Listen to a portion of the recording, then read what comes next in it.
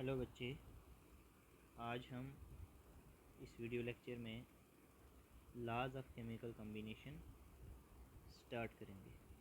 Right, कि laws of chemical combination क्या होता है।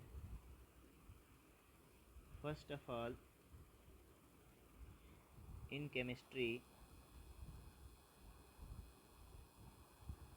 के अंदर हम स्टडी करते हैं केमिकल रिएक्शंस को। Study of chemical reactions. Right, chemical reactions का हम स्टडी करते हैं। ये जो केमिकल रिएक्शंस होती हैं ये कुछ लॉज के अकॉर्डिंग होती हैं। These chemical reactions takes place chemical reactions takes place according to some laws, right, which are known as laws of chemical combination. Laws of chemical combination. Right, in chemistry we study about chemical reactions. Right, these chemical reactions takes place according to some laws which are known as laws of chemical combination. तो हमारे पास 5 laws हैं, right, जिनमें first law जो है that is law of conservation of mass and energy. Law of conservation of mass and energy. Right, इसके बारे में हम डिस्कस करेंगे। राइट, तो लॉ ऑफ कंजर्वेशन ऑफ मास जो है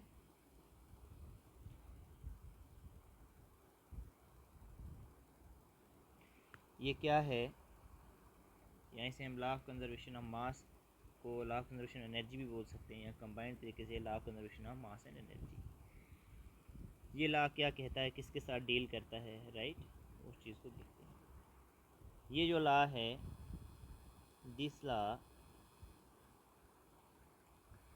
deals with the masses of reactants and products of a chemical reaction। कोई भी केमिकल रिएक्शन है, चाहे उस केमिकल रिएक्शन के अंदर फिज़िकल चेंज आ रहा हो या केमिकल चेंज आ रहा हो, उस केमिकल रिएक्शन के रिएक्टेंट्स और प्रोडक्ट्स के साथ ये लॉ डील करता है। इस लॉ को जो है स्टडी किया एक फ्रेंच केमिस्ट ने जिसका नाम था एंटोन लेवोजियर।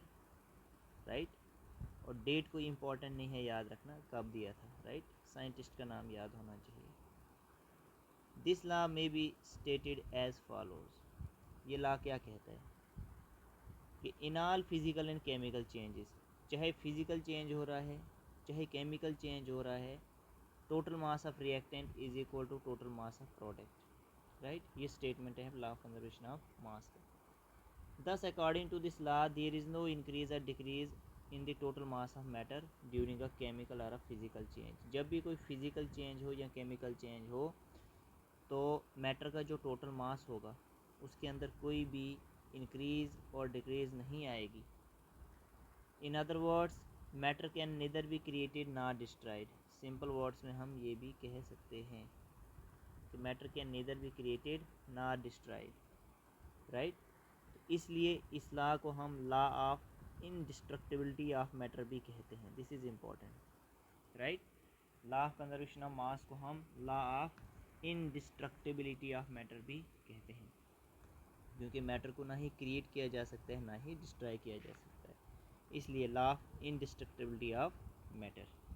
राइट, एक एक्सपेरिमेंट किया था इस लॉ को प्रूव करने के लिए, ठीक है, ये एक्सपेरिमेंट जो है जानना बहुत ज़रूरी है।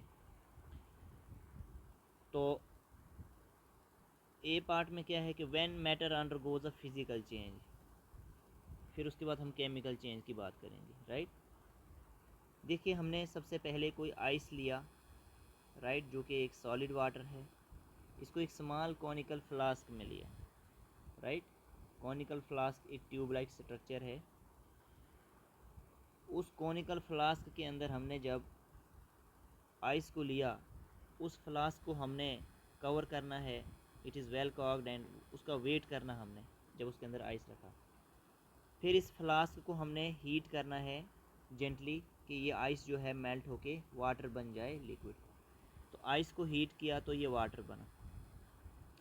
जब इस कॉनिकल फ्लास्क के अंदर वाटर बन चुका है, फिर इस फ्लास्क को दोबारा से फिर वे करेंगे, राइट, इसका वेट करेंगे। तो it is found that there is no change in the weight through a physical change has taken place. तो ये फिज़िकल चेंज हुआ मैटर के अंदर, लेकिन मास के अंदर कोई चेंज नहीं हुआ। तो इससे प्रूव हुआ कि total mass before reactant is equal to total mass after product, right. जो रिएक्टेंट का टोटल मास है वो प्रोडक्ट के टोटल मास के बराबर है। अब ये दूसरा जो एक्सपेरिमेंट बताया गया केमिकल चेंज के रिलेटेड, तो केमिकल चेंज एक इलस्ट्रेट की गई इस लॉ के ज़रिए, वो है प्रिसिपिटेशन रिएक्शन, राइट, जहाँ पे प्रिसिपिटेट बनते हैं, and precipitate is the insoluble product, right. अब क्या है प्रिसिपिटेशन रिएक्शन में कि साइंटिस्ट था जिनका नाम था लेनॉल्ट, उन्होंने एक सॉल्यूशन लिया सोडियम क्लोराइड का और दूसरा सॉल्यूशन लिया सिल्वर नाइट्रेट का, राइट। सोडियम क्लोराइड NaCl होता है और सिल्वर नाइट्रेट AgNO3 होता है। इनके सॉल्यूशन लिए तो इसलिए दोनों के साथ एक्वस लिखा है solution. Separately in two limbs of the Landolt tube, एक लेनॉल्ट ट्यूब ली, उनकी दो अलग अलग लिम्स में उन्होंने इन सॉल्यूशंस को लिया। देखिए लेनॉल्ट ट्यूब इस शेप का है, this is the Landolt tube, और इनको limbs, first limb second limb, इस लिम्ब में इन्होंने सोडियम क्लोराइड सोल्यूशन लिया और इस वाली लिम्ब में इन्होंने सिल्वर नाइट्रेट सोल्यूशन लिया और इसको वेल कॉर्क किया, दिस इज़ वेल कॉर्क्ड, कवर कर लिया, राइट। अब ये जो लिम्स हैं इस लेनॉल्ट ट्यूब की, ये जो लिम्स हैं, the limbs were then corked, right, ये कॉक्ड मतलब इसको कवर किया गया, and the tube was weighed, जब ये सोल्यूशन इनके अंदर रखे तो ट्यूब का वेट किया गया। There after the tube was tilted, इसको जो है हिलाया गया, टिल्ट किया गया, to allow the two solutions to mix, ताकि दोनों सोल्यूशन जो है मिक्स हो पाएँ। जैसे जब इसे टिल्ट करेंगे तो ये सोल्यूशन यहाँ से इधर आ जाएगा और ये सोल्यूशन यहाँ से इधर आ जाएगा, तो इन दोनों सोल्यूशंस के बीच में क्या होगा, रिएक्शन होगा। जब टिल्ट किया कि ये दोनों सोल्यूशंस जो हैं क्या हो जाएं, मिक्स हो जाएं, as a result the following chemical reaction takes place, और एक कार्डी वाइट प्रिसिपिटेट जो है सिल्वर क्लोराइड का यहाँ पे फॉर्म होता है, ठीक है, क्योंकि प्रिसिपिटेशन रिएक्शन में प्रिसिपिटेट बनेगा और वो कार्ड शेप का बनेगा, वाइट प्रिसिपिटेट होगा, किसका, सिल्वर क्लोराइड का यहाँ पे। तो ये रिएक्शन है कि जब भी सोडियम क्लोराइड जो है सिल्वर नाइट्रेट के साथ रिएक्ट, क्योंकि इन्हीं दो के सोल्यूशन यहाँ पे लिए गए हैं, जब इनको मिक्स कर दिया जाएगा तो रिएक्शन क्या होगी, सिल्वर क्लोराइड बनेगा और सोडियम नाइट्रेट बनेगा, राइट। तो ये एक वाइट प्रिसिपिटेट्स प्रोडक्ट बनेगा, राइट। तो जब ये रिएक्शन हो जाएगा, the tube was again weight, tube का फिर से वेट किया जाएगा। ये रिएक्शन होने से पहले, इसको टिल्ट करने से पहले भी वेट किया गया था, और टिल्ट करने के बाद जब रिएक्शन हुई तो वेट किया गया। It was found that weight practically remain unchanged, तो वेट में कोई जो है चेंज नहीं आया, मास में कोई चेंज नहीं आया। तो इससे प्रूव हुआ कि जो लॉ ऑफ कंजर्वेशन ऑफ मास है इट इज़ वैलिड, जो बताया गया है लॉ ऑफ कंजर्वेशन मास में वो वैलिड है।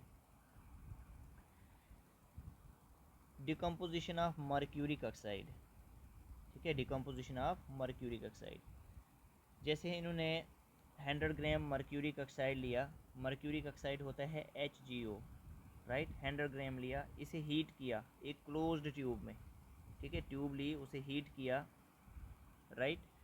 हीट करने से क्या हुआ, ये जो मर्क्यूरिक ऑक्साइड है, हीट, ये डिकम्पोज हो जाएगा, टूट जाएगा, ब्रेक हो जाएगा और मर्क्यूरी प्रोड्यूस करेगा जो कि लिक्विड फॉर्म में होता है रूम टेम्परेचर पे 92.6 ग्राम, और ऑक्सीजन गैस प्रोड्यूस होगा 7.4 ग्राम, राइट।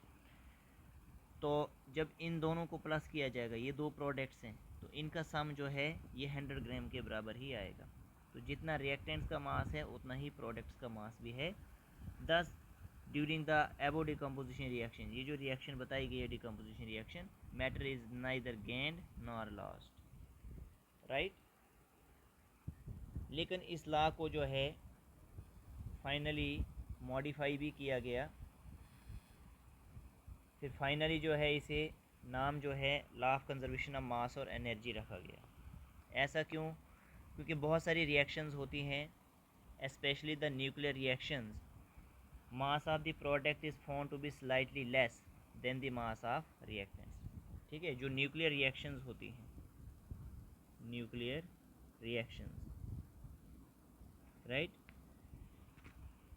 जहाँ पे न्यूक्लियर फिशन और न्यूक्लियर फ्यूशन का स्टडी किया जाता है, हाइड्रोजन बम और एटम बम के रिलेटेड का study, right.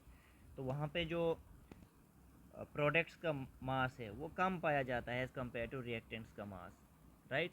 The question raises, question है वेयर दिस मास लास्ट, ये मास कहाँ चले जाता है, ठीक है। तो आइंस्टाइन के मुताबिक this mass is converted into energy, जो मास लॉस हो जाता है वो एनर्जी में कन्वर्ट हो जाता है अकॉर्डिंग टू द इक्वेशन जो आइंस्टाइन ने एक फेमस इक्वेशन दिया था, E इक्वल टू mc², कि हम एनर्जी को मास में कन्वर्ट कर सकते हैं और मास को एनर्जी में कन्वर्ट कर सकते हैं जब भी किसी मटेरियल ऑब्जेक्ट का जो वेलोसिटी है वो स्पीड ऑफ लाइट के बराबर हो, right. Where m is the mass lost and c is the velocity of light. Hence, law of conservation of mass has been modified. Now it is known as law of conservation of mass and energy. तो इसीलिए मास and energy are इंटरकन्वर्टिबल, मास को हम energy में convert कर सकते हैं, energy को mass में, but the total mass and energy during any physical और chemical change remains constant, right. तो मॉडिफाइड तरीके से इसे लिखा जाता है, राइट। तो ये है law of conservation of mass and energy, right.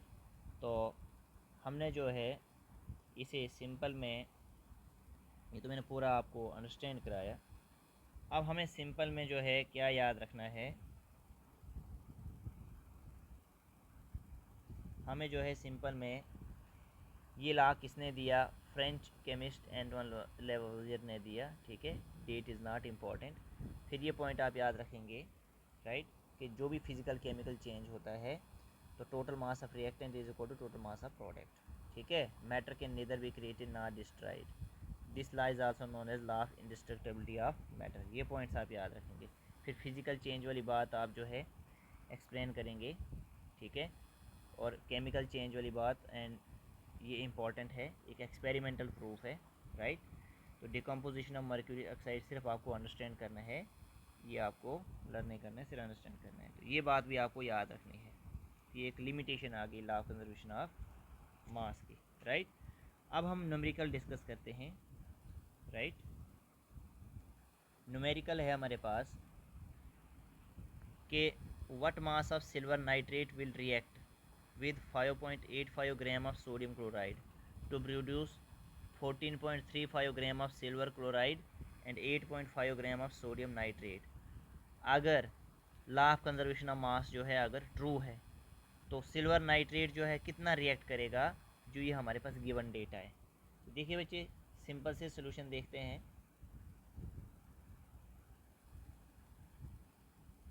देखिए जो फर्स्ट क्वेश्चन है, इन्होंने हमसे पूछा है कि सिल्वर नाइट्रेट का कितना सिल्वर नाइट्रेट का मास प्रोड्यूस हो सकता है। सबसे पहले देखिए सिल्वर नाइट्रेट दिया है, सिल्वर नाइट्रेट का जो फार्मूला होता है, आप यहाँ पे सिल्वर नाइट्रेट भी लिख सकते हैं, तो मैं फार्मूले के ज़रिए लिखूँगा AgNO3, ये होता है silver nitrate, right. Silver nitrate है, जब सिल्वर नाइट्रेट रिएक्ट करेगा सोडियम क्लोराइड के साथ, सोडियम क्लोराइड NaCl है, टू प्रोड्यूस मतलब गिव्स अस, क्या प्रोड्यूस करेगा, silver chloride AgCl and sodium nitrate, sodium nitrate क्या होगा NaNO3, राइट, ये सोडियम नाइट्रेट, मतलब ये रिएक्शन लिखा मैंने। अगर किसी स्टूडेंट को अभी, क्योंकि 11th क्लास में शिफ्ट हुए हैं 10th से, तो अभी अगर किसी कंपाउंड का फार्मूला ना भी आए तो क्वेश्चन में जो नाम दिया वो पूरा नाम यहाँ पे लिख सकते हैं, जैसे silver nitrate, sodium chloride, silver chloride, sodium nitrate, पूरा नाम लिख सकते हैं। अब हमने देखना है जो डेटा दिया है, सिल्वर नाइट्रेट का कितना मास रिएक्ट करेगा, तो ये हमें फाइंड करना है। तो इसे हम x मान लेते हैं कि x ग्राम जो है, इन टर्म्स ऑफ ग्राम दिया है मास, तो x ग्राम जो है वो प्रोड्यूस होगा, हम लेट कर लेते हैं। सोडियम क्लोराइड जो है 5.85 ग्राम्स दिया हुआ है, और सोडियम नाइट्रेट जो है 8.5 ग्राम्स, और सिल्वर क्लोराइड जो है 14.35 ग्राम्स। तो law of conservation of mass क्या कहता है कि total mass before reactant, total mass of reactant is equal to total mass of product, यही कहता है हमारे पास। तो रिएक्टेंट जो हैं ये हैं, तो इनका जो मास है प्लस कर लेंगे, x plus 5.85 gram equal to, ये प्रोडक्ट्स हैं दोनों, तो प्लस कर लीजिए 14.35 प्लस 8.5, राइट। जब हम इसे प्लस करेंगे तो ये कितना आ जाएगा सॉल्व करके,